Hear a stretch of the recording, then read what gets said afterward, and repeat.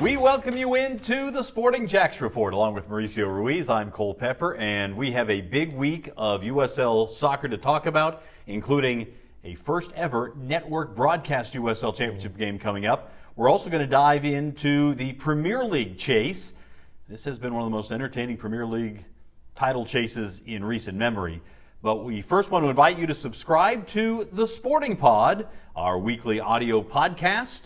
In the latest episode, Mauricio, Tony Allegretti, and I discuss the new USL rule that allows young players to get more first-team exposure, and we discuss how the roster of the U.S. men's national team has changed, with more and more top players starring in Europe.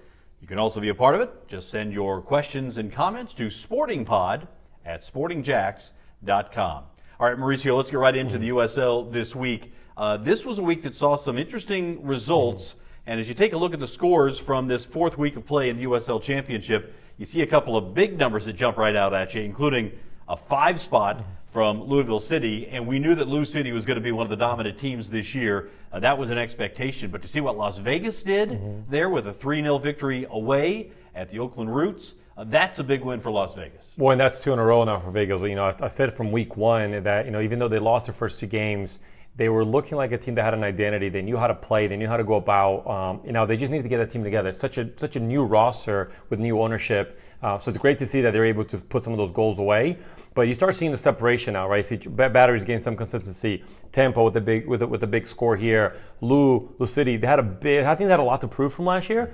That they were kind of just an in-between team, even though they made it to the Final Four. But what I love to see is North Carolina, renewed team into the league from League One to Championship, getting the first win of the season. I'll also point out after last week there were no results positively for away teams. Las Vegas, Charleston, New Mexico United, Detroit City FC, all won away matches. So that's not going to last long where the away teams go without winning. But last week, nothing. This week, much better performances by the teams playing. Well, and you're talking about Detroit, right? Just a great environment. I think Detroit has the home field advantage when they do play at home, but now actually winning on the road against Indy 11 as well, a bit of a regional rivalry. Detroit's on a roll. They are. All right, let's take a look at the standings in the USL Championship. And we start first with the Western Conference. And Orange County on top, level with Sacramento Republic and San Antonio FC, all with 8 points from 4 matches. So you average 2 points a match. That's going to go a long way. New Mexico certainly hanging around there with 7 points despite a negative goal differential.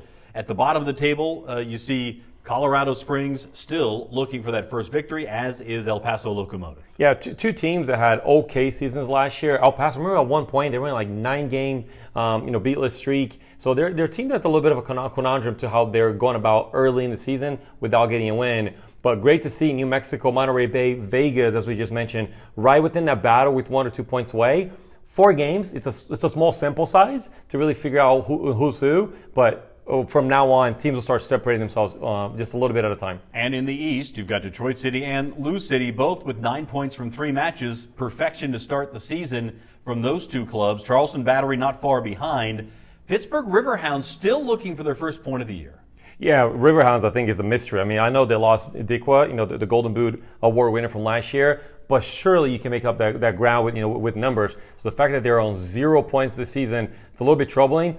I think Rhode Island is a little bit disappointed with the team that they put together, actually taking Dikwa and several other veterans away to be where they are at the bottom of the league, because they're another team that have an identity to how they go about it. I think their roster build and how much they spend on the roster build, I think they've expected to be a little bit middle towards the top 4 games in. Well, one of the teams to keep an eye on after a bit of a slow start is Tampa Bay Rowdies. That's a team we expect to be there when it gets right down to it. And the Rowdies with a big matchup against Rhode Island this past week in our game of the week. Well, and the Rowdies are a bit going into a new phase. They returned Leo Fernandez, their MVP from the championship series 2 years ago. And they have a new coach as well. They've lost some critical players, but they're one of the teams that actually maintain a lot of their roster from one year to the other year. So interesting how they go about it. They're hosting Rhode Island FC, one of the new expansion teams. And this game we saw the results 4-1, but look how this game started. And who's on there? Dikwa almost getting the game started for them. That was one of the rare opportunities for Rhode Island, though, in the opening quarter hour. Yeah, and you see there again, I think you're going to see a trend here. Long balls over the top, poor clearances, the poor decision making, and Rhode Island on the road actually get on the scoreboard first. So they're up after the quarter hour, and then pretty much all Tampa Bay after that. It really is, and you're going to see here just a long ball from Lasso, a big defender, and then just again poor clearance, and he would have liked to have this one because this would have been a really nice goal from the new number 9 for the Rowdies, but not to be just yet. Yeah, you can see hands on his head for that one.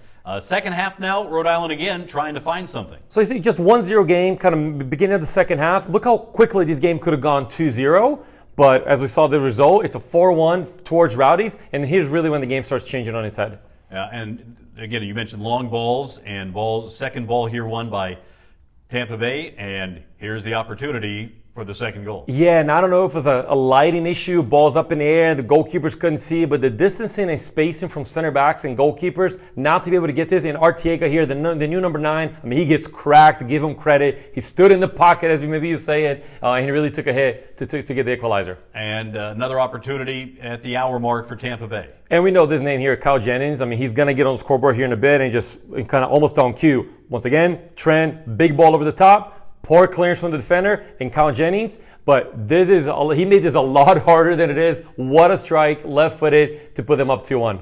Yeah, again, take a look at the long ball from far here, and this looked like just a misplayed ball all day long. It really was. I don't think that, the grass, the surface might have been a little bit slick, but just a lot of bad clearances, whether in the air and here on the ground. And Kyle Jennings, I mean, he doesn't miss it from there. There had been some rain in the area. You could see some of the impact of the cleats on there as well, but this is a beautiful set piece. It really is, from one of the veteran center backs there. I mean, the ball serviced in, just a really difficult ball, but Doherty, fifth-year returner for the Rowdies, one of those players that are kind of just like a household name for them, and for him to get his score early in the season, defenders typically don't get that many opportunities to get up there and score. So with 11 minutes of stoppage time in the second half, I mean, that is just an eternity.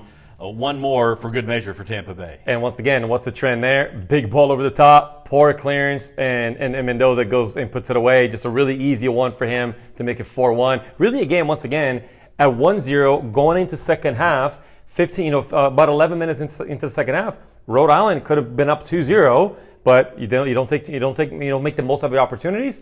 A team like the Rowdies, they're a pretty direct team under the new kind of management, if you would, with a guy like Kyle Jennings up top. Mm-hmm. He's always going to be sniffing that mistake away, and that's exactly what happened. Well, it's an opportunity coming up for the entire nation to get a good close look at the USL Championship for the first time ever under the new CBS partnership. A matchup between Indy 11 and Louisville City. Isn't it fitting that these two college basketball cities are showcased on the Final Four weekend, and it's going to be a major opportunity for the USL Championship and those two teams to show what they can do in front of a network audience. Yeah, and it's really, I think it's well picked. And when you pick those two teams, you don't know where they're going to be in the standings, but they both have a following.